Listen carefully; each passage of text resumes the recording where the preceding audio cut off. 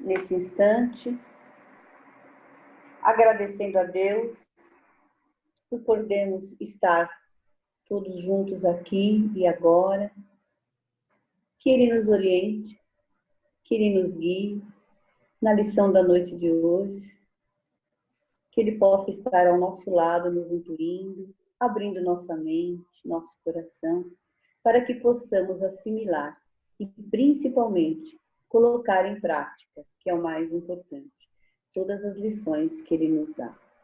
Que assim seja, graças a Deus. Bom, nós estamos, então, no capítulo 18, e hoje a gente vai falar sobre o suicídio. Eu não sei se todo mundo sabe, mas é uma coincidência bem grande, né? Porque o mês de setembro é um mês amarelo, né? O mês da prevenção ao suicídio. É o mês amarelo, a prevenção ao suicídio. E a nossa primeira lição do mês é o suicídio. Então, é uma coisa bem que tocou bastante, né? Por essa coincidência, né? Que foi dada. O quanto que o suicídio ainda acontece, né? E agora, mais ainda com a pandemia, com essa coisa toda, tem aumentado um pouco. Então, a gente precisa estar num perfeito equilíbrio e podendo entender, né, direitinho sobre isso. Então, na introdução da nossa lição, diz o seguinte: o suicídio é considerado como a falta mais grave, passível de ser cometida pela criatura humana.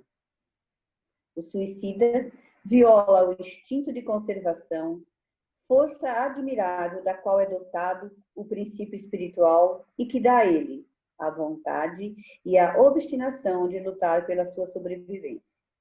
Embora seja um crime de consequências tão funestas e combatido por todas as religiões, seus índices têm crescido de forma significativa, especialmente nos países desenvolvidos e nas classes mais bem favorecidas economicamente. Foi o que eu disse, né? Não existe classe social de falar que é esse ou aquele. São várias as causas, né, que levam ao suicídio, e todas as religiões, não tem nenhuma religião que fala, olha, faça suicídio mesmo que é bom, né? Nenhuma delas indica, né? Todas condenam o suicídio. E, no entanto, ele aí ainda acontece. Então, a gente tem que pensar que a falta de religião nos leva ao suicídio, né? Porque se a pessoa tivesse ligada a alguma religião, ela não pensaria em suicídio, porque toda religião fala das causas e das consequências que nos traz o suicídio, né? Vamos falar agora sobre as causas. Várias condições são anotadas como responsáveis pelas diversas causas de autocídio: dificuldades econômicas, perda de ente querido, frustração amorosa, complexo de culpa, viciações múltiplas e etc.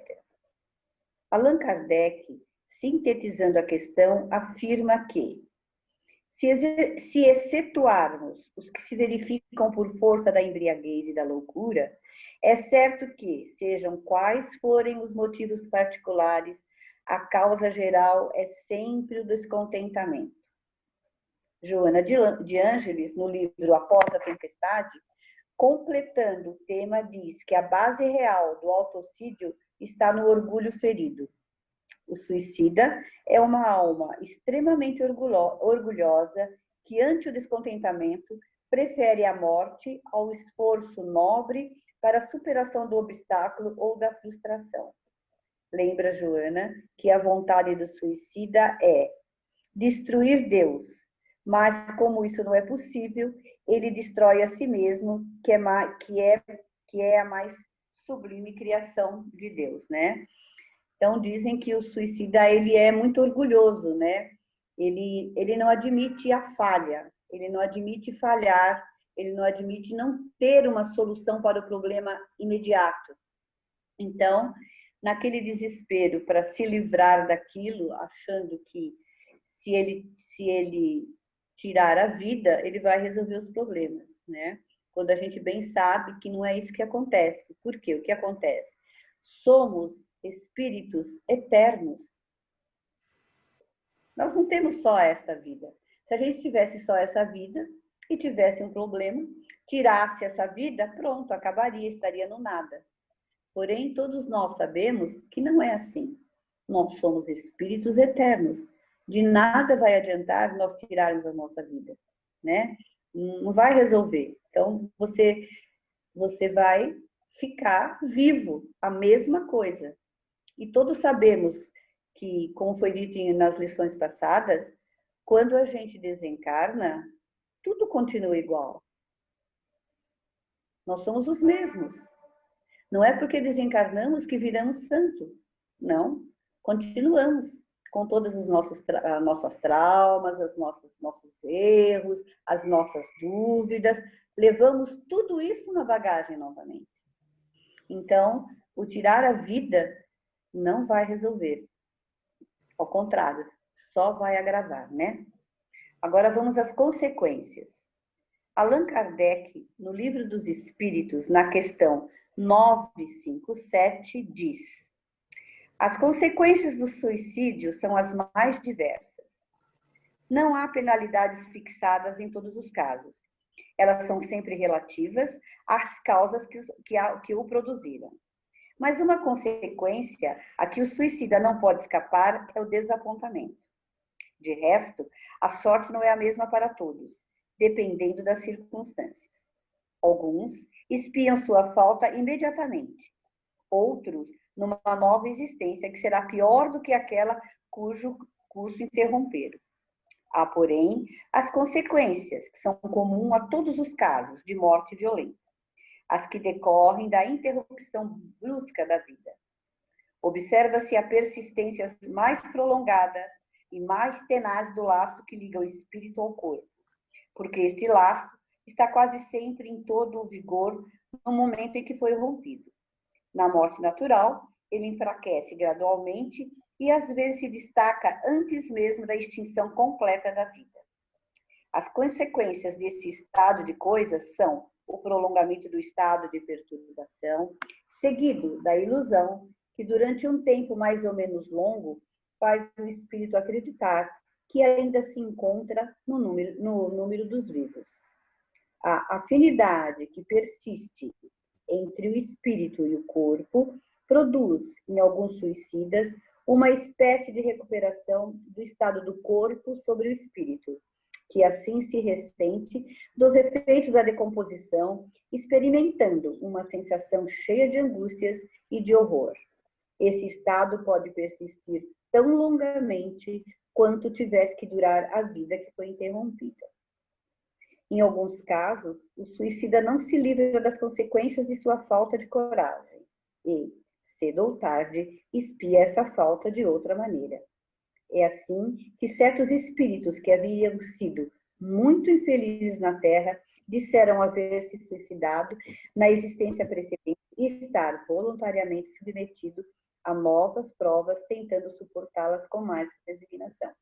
Como nós já dissemos em outras lições, o fluido vital está bem forte ainda naquela pessoa que vai se suicidar. Por isso, o rompimento do fluido vital vai prejudicar o suicida, porque com o fluido vital, se ele tivesse mais 20 anos de vida, mais 10, mais 15, nós não sabemos quanto.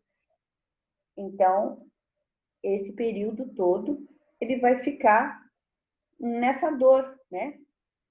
Porque ele mantém na lembrança, é o castigo dele, coitado, de ter na lembrança os últimos momentos que ele teve. Porque muitos deles, no último momento, quando eles estão para desencarnar, eles se arrependem. E depois eles não conseguem voltar atrás. Aquele ato que ele fez já não tem mais volta. Já não pode mais. Naquele instante, naquele segundo que ele se arrepende, já não dá mais tempo. Porque são várias as causas, né? Conforme ele está explicando aqui, nem todos terão o mesmo, entre parênteses, sofrimento, castigo. Não castigo, mas consequência do ato que ele fez. Porque cada caso é um caso. Por exemplo, uma pessoa doente mental cometer um suicídio, ele não está sabendo o que ele está fazendo. Ele não está dentro da sua inteligência, da sua normalidade para poder resolver. Então, isso é um caso. Se a pessoa está submetida a medicamentos, enfim, a drogas, que ele também não está sabendo o que ele está fazendo, claro, ele vai responder por aquilo que ele fez, mas já não tem um peso assim tão grande. Então, o que eu digo é o seguinte: para vários suicidas, há vários julgamentos, né? Nem todos são iguais, cada um tem um peso e uma medida, porque cada um foi feito de um modo, cada um teve uma observação.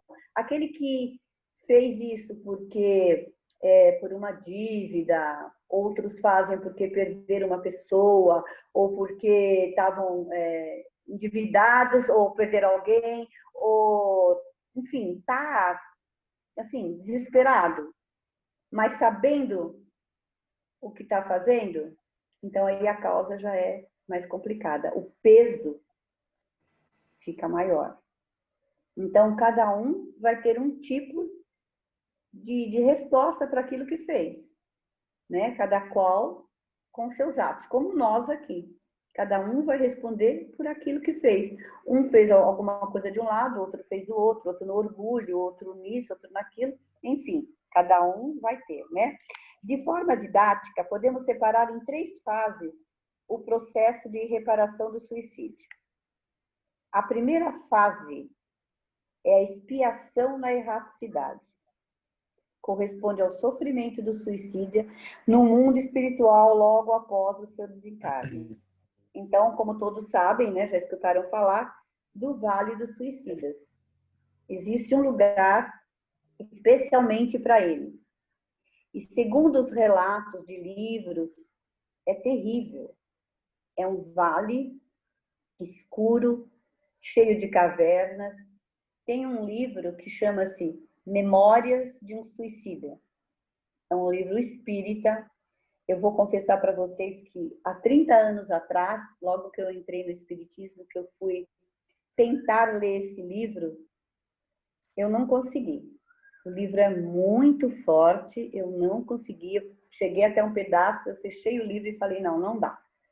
Porque é um sofrimento muito grande dos espíritos que ali estão. Eles vivem animalizados. É um sofrimento enorme no Vale dos Suicidas. Isso não quer dizer que eles não vão ser ajudados. Vão.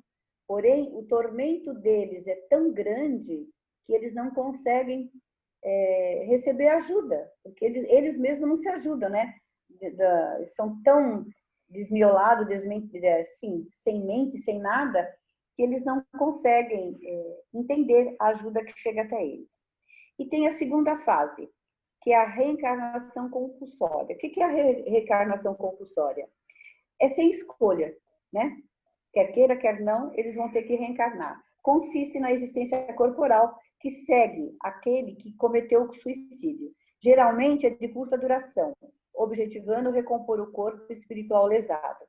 Então, como a gente já disse na lição passada, são crianças que vivem algumas horas. Eles precisam daquele momento para ir devagarinho, recompondo novamente o perispírito que eles destruíram. Porque quando existe isso, há uma ruptura no nosso perispírito, né? É o perispírito que vai ser... Aqui a matéria ficou lá, acabou, apodreceu, e tchau. Mas o perispírito a gente traz com a gente. Não tem jeito, você vai levar ele com você, junto da alma, sempre. E ele fica lesado. Então, se a pessoa deu um tiro no ouvido, se a pessoa deu um tiro na cabeça, consequentemente, ela vai vir com sequelas na cabeça. Aonde ela lesou, ela vai trazer para outra encarnação. E às vezes as lesões são tão grandes e tão grandes e tão grandes que a pessoa precisa vir e recompondo de pouquinho, de pouquinho, de pouquinho o perispírito. Aí, eu vou confessar para vocês que eu comecei a escutar o livro, né? Memórias de um Suicida. Eu não acabei, porque são 4 partes, eu estou na segunda ainda. É a vida do... Não sei se vocês conhecem o escritor, é o Camilo Castelo Branco. É um escritor português. E a Ivone Pereira, que psicografou a vida dele, né? Contando. Porque ele foi um suicida. Ele foi um professor... Professor não, ele foi... quando ele nasceu, ele logo perdeu a mãe. Ficou órfão de mãe. Em seguida, ele ficou órfão de pai. Aí ele foi criado por parentes, depois ele entrou numa faculdade, ele fez faculdade de medicina, tornou-se médico, mas ele era super boêmio, mulherengo, boêmio, né? Bem como é a juventude mesmo. E casou-se, separou-se. Depois disso tudo, ele tornou-se padre. Quando ele tornou-se padre, ele se apaixonou por uma mulher casada. E foi uma paixão muito grande que os dois não conseguiram, de jeito nenhum, controlar aquela paixão. E o marido dela pegou. Agora vocês imaginam, né? Em 1800 e bolinha, uma pessoa que foi padre se apaixonar por uma mulher casada e assumir essa mulher. É muita coragem, né? E assim eles fizeram. E ele casou, aí ele foi pego em adultério, ficou preso durante 1 ano, mas era um escritor famosíssimo. Quem conhece a literatura sabe, ele escreveu aquele livro Amor de Perdição, né? Eu li, mas há tanto tempo que estou com vontade de ler de novo. É literatura portuguesa, né? E ele sofreu muito. Então, Memórias de um Suicida é a memória do Camilo Castelo Branco. É muito interessante. Se alguém quiser ouvir, tem o YouTube, dá para escutar, tá? Direitinho o que sofre. Então, ali eles vêm mesmo, ele vem com sequelas. Ele suicidou-se porque, depois de um tempo, ele pegou sífilis e com a sífilis ele ficou cego. E ele não queria ser cego. Ele achava que ele era muito famoso, muito bom para ser cego. E ele se suicidou-se. Então, é bem pesada a coisa, né? E aí tem a terceira fase, que é a reencarnação como teste. Trata-se de uma nova existência física, onde o espírito faltoso vai deparar-se com a mesma condição frustrante que o levou ao suicídio no passado para superá-la. E assim concluir o resgate do erro. Então, vocês viram que na reencarnação compulsória, ela acontece às vezes quase que imediatamente. O espírito vem e volta, vai e volta, vai e volta, para poder dar uma ajeitadinha no perispírito, e depois não tem jeito, ele vai ter que voltar para reparar. Porque conforme eu digo para vocês, quando a gente comete um erro com alguém, com alguma pessoa, uma injustiça, não adianta você só pedir desculpa, você tem que reparar aquela falta, né? Pedir desculpa só é fácil, tem que ter o reparo do que foi feito. E com o suicídio a mesma coisa. Eles vão ficar desamparados? Não, de maneira nenhuma. Tanto não fica que Jesus deixou o comando dos suicidas para Maria de Nazaré. Ele falou assim: quem vai cuidar disto é minha mãe. Então, no plano espiritual, como tem o nosso lar, como tem outras casas espíritas lá em cima, que nos acolhem, tem essa instituição de Maria de Nazaré, aonde são levados espíritos depois que eles saem do Vale dos Suicidas. Então, eles são encaminhados para ali, para esse Instituto Maria de Nazaré, para que eles se recomponham novamente. Então, mesmo sendo um suicida, ele não vai ser deixado de lado, ele vai ser amparado e ele vai ser ajudado, como qualquer um de nós. Agravantes e atenuantes. Não existem duas faltas iguais. uma série de circunstâncias agravantes ou atenuantes vão estar relacionadas ao ato de autoextermínio, como, por exemplo, o tipo de suicídio, sua motivação, a presença ou não de distúrbios psíquicos ou obsessão. Algumas observações de Kardec. O suicídio mais severamente punido é aquele que é o resultado do desespero que visa a redenção das misérias terrenas.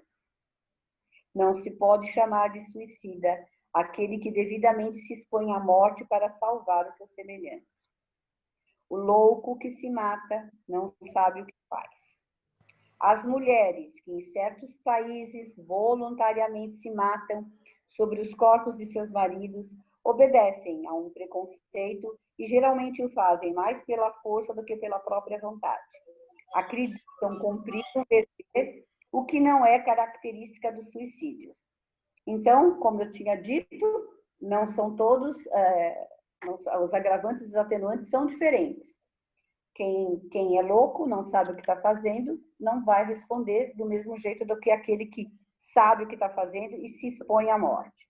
Aquele que salva alguém e por isso morre, não é também tido como um suicida. Alguém está se afogando, a pessoa se joga, vai lá, salva ele, mas morre afogado. Ele é suicida? Não. Ele foi tentar ajudar alguém e morreu. E essas mulheres, né, que em certos países se jogam sobre o corpo dos homens e se matam, é na Índia, né? Os hindus, que até hoje, em alguns lugares, ainda as mulheres fazem isso. Por que elas fazem? Porque nesse lugar, as viúvas são consideradas um mau agouro, coitadas.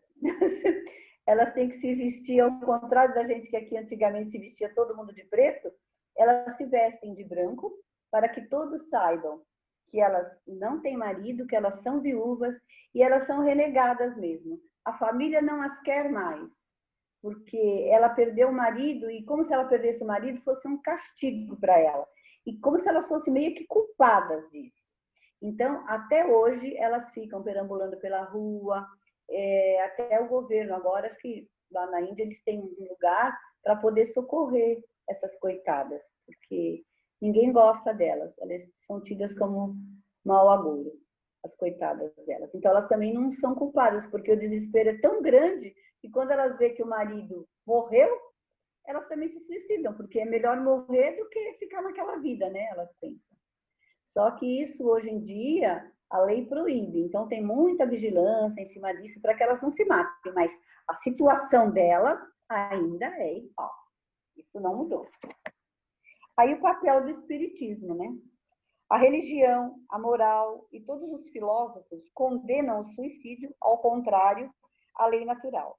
Mas estava reservado ao espiritismo demonstrar, pelo exemplo dos que sucumbiram, que o suicídio não é apenas uma falta, uma infração a uma moral, consideração que pouco importa para certos indivíduos, mas um fato estúpido, pois que nada ganha quem o pratica, pelo contrário, piora em muito sua situação espiritual. No Evangelho segundo o Espiritismo, no capítulo 5, no item 14 a 16, a gente vai encontrar os seguintes pensamentos. A calma e a resignação adquiridas na maneira de encarar a vida terrena e a fé no futuro dão ao espírito uma serenidade que é o melhor preservativo da loucura e do suicídio. Com efeito, a maior parte dos casos de loucura é provocada pelas vicissitudes que o homem não tem força de suportar. O mesmo se dá com o suicídio. Se excetuamos aos que se verificam por força da embriaguez e da loucura, é certo que sejam quais forem os motivos particulares, a causa geral é sempre o descontentamento.